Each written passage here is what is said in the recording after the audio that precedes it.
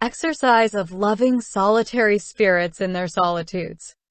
of the infinite love of God in his fruitful expeditions unto men. Continuation of the same subject. Third title and contemplation. It is a very marvelous thing, Lord, my God, my dear love, to see you so admirable in your expeditions outside of yourself in creation and in the whole universe, which men, in order to possess the excellence and the luster of it, I mean of the elemental world, show better and more excellently its beauty down here, than does all this same visible and elemental world which is to them in an inferior condition and excellence, in which you seem so wonderful that one cannot admire enough the love and goodness which cause you to make them. But, oh what sorrow, soon we fell from our luster and excellence in offending you, whereby we rendered ourselves criminals against your majesty. This majesty, moved with compassion and with mercy toward its poor creatures, seeing them having been made into subjects and matter of his just and eternal fury, wanted to repair us as by a new recreation,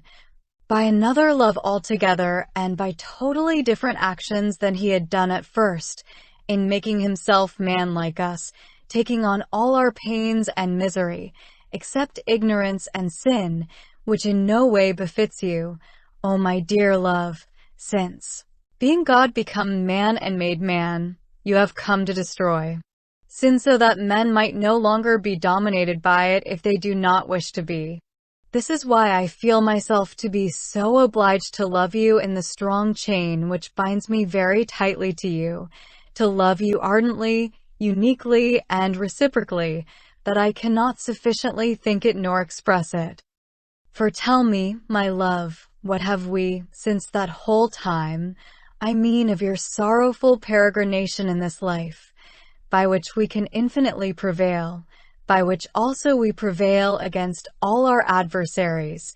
namely our own flesh, ourselves, the world, and the devils, if not all that is yours, yes, I say all that is yours insofar as it is so? It even happens that we have infinitely more than that, given that we have you yourself to offer complete reparation for us all, I mean as Redeemer of us all entirely and fully, and as our sovereign good and our all.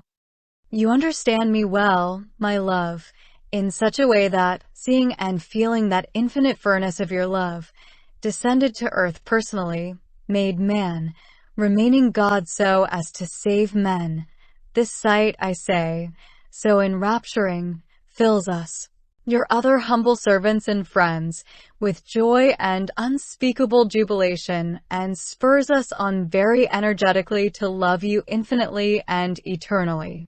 For if something about our lowliness afflicts us, it is to see ourselves so narrow, so inhibited and limited as we are in the realization of this love.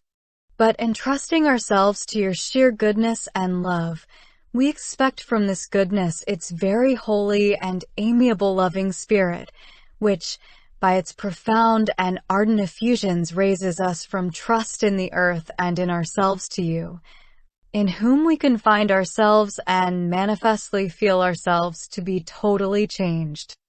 This, I say, is the effect of its ordinary divine flow among your elect in whatever state and condition they may be, whether in the world or in religious life, which, I say, you have most intentionally ordained as for its loving school. And likewise you have ordained religious to be its loving and beloved schoolchildren, which is something so admirable and prodigious that one would not know how to think of it sufficiently. And this is what keeps us perpetually holding our breath, and even makes us falter in our admiration and loving languor, at the feeling and taste of your divine sweetness very worthy of you, who have poured it out on us in more or less abundance, so that we do not know, I say, what to do or think in the experience of your effective loving flow, so effective in us in order to respond, if only from afar, to this flow of yours. This producing in us effects worthy of itself, we are so abashed in ourselves, but so astonished in your so sweet inebriation that we do not know what else to do but to sacrifice ourselves to you in a pure holocaust forever and ever, so as to let you act upon us and in us, according to your good pleasure for all eternity, whichever it might cost us. For if, for a single one of your loving effects, we must totally pour ourselves out before you and for you, how much more must we do so for all the many of these, all contained very fully in your majesty made man for our redemption and eternal salvation? This then is what we must do for so many of your qualities, but also at the sight of you yourself, above all your effects, who are ours and are all in the present, so as to be our eternal, all in our accomplished and consummated beatitude. When we will have this happiness, after the painful assaults and languor of this life, remaining victors in you and through your love, to triumph over ourselves and all our enemies, in you and the totality of yourself, by what is yours and through what is yours. How then do we not love you, O my love and my life? And how are you not all our pleasure in loving you very ardently and without deficiency, given that you tightly constrain us to do so in your infinite charity, which, pouring out upon us the abundance of these gifts in great waves, constrains us to this practice, if we do not want to be the most disloyal and unfaithful of those whom the earth has ever carried. What is this, my love and my life? What is this? Whence comes to us this unhappiness? From ourselves, doubtless, given that you desire nothing so much as that your grace, flowing vivaciously into us, should bring forth from us its full effect. And nonetheless, we find ourselves so cold and so languid, as if altogether impenetrable to so very many piercing spears received even through a great effort of your divine arm, apart from all creatures, I mean apart from the effort of all creatures. Spears which strive to wound our hearts with such a necessary effective movement, that is to say, to love you ardently and uniquely, yourself, by external effects of your divine person, as well as by your infinite majesty itself, the very keen and very sharp arrows of your incomparable love, in yourself as well as in your gifts, as free as they are agreeable. And what is the cause of us being so blocked and so miserable, so blinded, so cold and impenetrable? Ah, my love, it is because of us, and the fault is ours, in that we do not do violence to ourselves as is needed. Your majesty neither makes a start nor attains its end, I say, in perfection in us so as to be able to establish itself there and reign. What misery is this, O my love, and what ingratitude is ours? How we live as if we were born only for ourselves and not for to love our pleasures and ourselves and not your pleasure, your glory, and yourself. What is this, O my love? Can anything more deplorable be seen or conceived of above or below the heavens? As for me, I think not. And for my part, one am resolved truly to love you, for you are my God, my love and my all, my joy, my felicity, and all my good, and as you have been pleased to do me good to the point of making me blessed insofar as I faithfully love you, I reciprocally want with all my strength and all my heart, incessantly to love you with perfect, incomparable, ardent love, and without ceasing. The least I can do, if you give me your Spirit abundantly and His love, is to do my utmost to go above and beyond, sending back your gifts and your flow with all its desired effects, reciprocally from me to you, from whom they have flowed to me. And these effects are at the same time desired by you on your part. It is in this, by this, and for this, that I desire to live without consideration of this or that. Let each one live as it pleases him, going to you by diverse means and in diverse manners. As regards myself, such a life is mine, taken up and chosen by me, as my happiness and paradise in this world.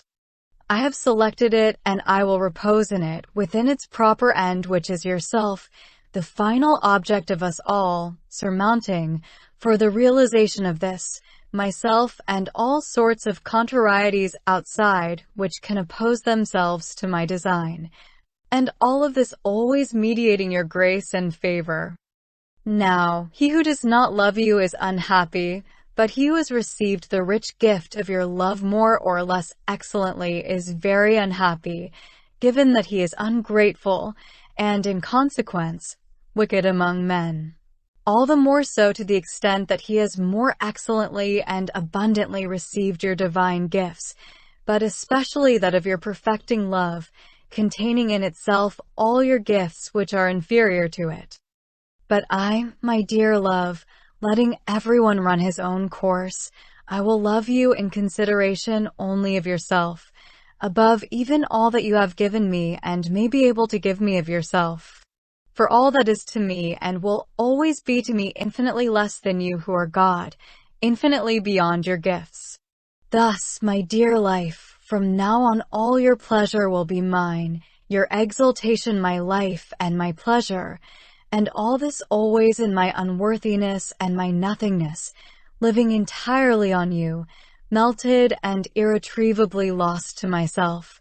Within the virtues and above all the virtues, in very simple and very perfect love, abhorring the dissimilarity between my life and yours more than I abhor death itself, or rather the approach of death. For, my life, I cannot bear to see you having always so ardently loved me, and always more and more ardently up to this point, without responding to you, with my whole self, by the most ardent, perfect, and continual love that will be possible to me. What, I say, does love require of the one in whom it is poured out and communicates itself excellently, if not the same love? For if love does not reciprocate mutually on both sides, what misery and what ingratitude it is on the part of the one who is not employed faithfully and totally in such a reasonable negotiation. Ah, my love and my life, I feel an extreme regret over the just reproaches that, time after time, you have had a just reason to cause to be given to me, a very just reproach in this circumstance, by creatures, and to give them to me by yourself, which you have also not failed to do. And notwithstanding all that, I was deaf to you almost as if I had not seen, perceived, or heard you. O my dear life, for this I ask your pardon an infinite number of times, imploring you for your own sake to forget the past and to receive and accept me as your own in my present ardor, in which I desire to be eternally faithful to you, and so never to afflict you, however slightly, from now on. But all that proceeds from you is the effect of your very own love, flowing abundantly in me, even unto my eternal welfare, which I ask of you. You see, my dear life, how much perils and dangers on every side assail us to infinity, and that little indeed or nothing at all is within our power to do without you. But, entrusting myself to your infinite goodness, as much as I distrust and shall distrust myself, I will never fear from your side, given that you are never the first to leave a person, but that to your great regret. You leave the creature who leaves you to go to foreign loves. Thus, my love and my life, and in this consideration, I will love you in all times and all events, to the point of death, even of 1,000 deaths. And being clothed with you and with your infinite spirit, better than my body is clothed in its array, who will be able to separate me from you? Nothing, my love and my life, whether created or yet to be created. I tell you this in a very excellent and simple sense, far from having corresponded to my capability, considering that my power and my being are both the same thing and nothing at all, before your infinite infinity. But he who does not love you, my love, what is he doing if not being swallowed up in hell, more and more deeply buried alive? O deplorable and miserable condition of men, who, for not choosing and undertaking the subject and object of their love as they ought, love the perishable creature in themselves and for their own sake. The final end of such love is eternal death that is rightly due to them as to the most wicked criminals who can be apprehended. And this, for the extreme ingratitude with which they are defiled, the most capital of all crimes, I say verily the most capital for those persons such as I suppose them to be, who, having unhappily buried and hidden your talents as in the entrails of the earth, rendered themselves, from the start, negligent in loving you, this negligence having totally developed into the actual vice of infidelity. It so happened that they forgot you altogether. As a result, they extinguished in themselves the synderesis, the fine point of the soul. Note: Titus Brandsma defines the word as follows in The Beauty of Carmel Scapular Press, 1955, page 111. Summing up of everything in the first and simplest terms, from which everything develops and which is gradually known in its richness, but which should ever be kept in mind as the ground and first summary, and all its remorse. And even though there may be found some among them who are not in such a lost condition, the fact remains nonetheless that there are many of them who, not employing all their actual power to love you by loving and essential energies and inward occupation, by their nonchalance, I say, they content themselves with not consciously committing great vices nor venial sin, of which, in reality, they are not too worried about avoiding the occasions, even less do they worry about avoiding common faults and common imperfections. It is as if they are drinking water without sensation nor remorse, contenting themselves with their fallacious and deceptive inclination, which they have from you and to you, who are, in spite of this, far from them and from their interior. I mean from its genuine activity, which should be ardent ceaseless love within them, since they are close to themselves and far from you. I mean according to the perfection of life and of love with which the perfect and the saints love you singularly and perfectly in this life. Still it can be said that they know all by having heard of it, and that they are familiar with all by having learned about it. But of the science of love, no more than of love itself, they neither taste nor perceive anything, these having lost the first loving sentiments and the first attraction which they had initially received from you. These people had wanted to comport themselves well and becomingly in simplicity, strength, and constancy of spirit and of body and of their whole selves. You would without a doubt have enriched them according to the desire that you have for them. But since it happens that these persons are stingy in your regard, I mean when it comes to converting truly and with perfecting love to you in true, solid, and continual mortification in their whole self, in spirit and body, inside and out, in small matters as in great. Therefore, my dear life, are you constrained to pour yourself out sparingly in them, and to let them continually languish without languishing, just lying there unhappily, and, to say it better, you are even constrained to let them follow the desires of their heart plain and simple, according merely to certain terms of honesty and modesty, where and in which are scarcely good morals, given that even those poor ancient philosophers illumined above what is common in good nature, would give them very justly a lesson, at least in the moral and cardinal virtues, more in practice than in theory. This is something that cannot be deplored enough. Behold what it is to place oneself under the protection and under the cover of oneself, and not purely of you, for whose sake they ought to resolve to love and to die, as do all you saints in effective, ardent, and vigorous love, which they would not fail to be able to practice and attain to the point of a noble state of constitution and loving perfection. Without even being entirely solitary of body, these people are sufficiently solitary for this effect of heart and spirit in the attractive force, elevating and penetrating themselves, all their heart, all their powers, even their own inmost core. Thus they could love you in their loving fidelity, and even love you interiorly on occasions when they are currently most distracted, which seems to be contrary. However, it is not contrary. Ah, my love and my life, may it never come to pass that we should proceed thus, which would be against reason and justice. I say it would be so if we were not to proceed altogether differently than common men, and even among those who boast, by a false claim of serving you. There is also found a great difference of condition among your servants, whose number is great, broadly speaking, but small and very small when it comes to the narrow way. Moreover, you force no one, and each one does as much for you, through and because of what belongs to you, as he is goodwill and genuine, faithful love in your regard, going more or less in line and in truth in the direction contrary to himself.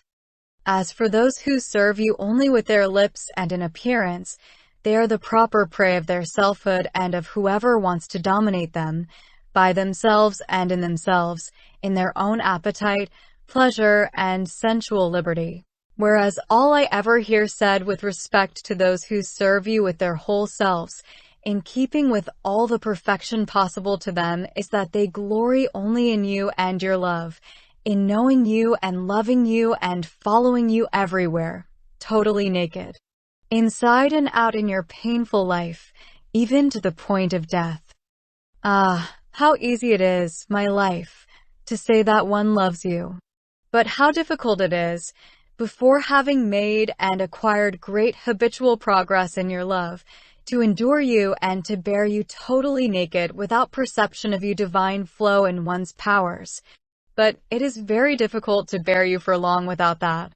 And yet, whoever does not have such a love and such a strength beyond the attractions and elevations wrought by your divine irradiations within the powers by their sweet, loving and luminous flow can well say and better believe that he has nothing of the habit of your perfecting love.